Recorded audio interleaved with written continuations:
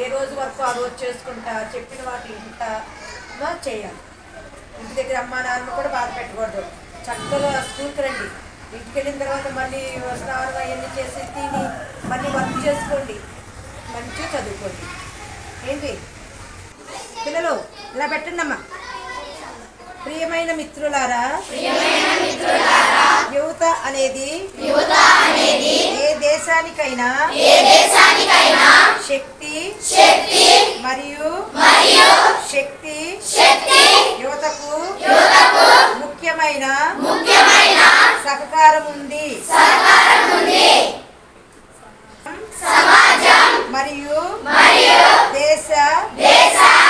దేశం యొక్క అభివృద్ధి అందువలన అది యువత గరిష్ట సంఖ్యకం చాలా ముఖ్యం.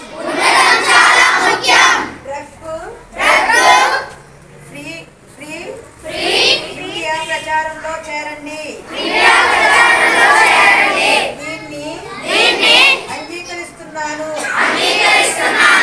దేశం యొక్క సవాలు ఈ రోజు మనము ఐక్యంగా ఉన్నాము. నాశా ముక్త భారత్ అభియాన్ మరియు ప్రతిజ్ఞ తీసుకోండి. సంఘం మాత్రమే కాదు మనం డ్రగ్స్ ఫ్రీ అవుతాము.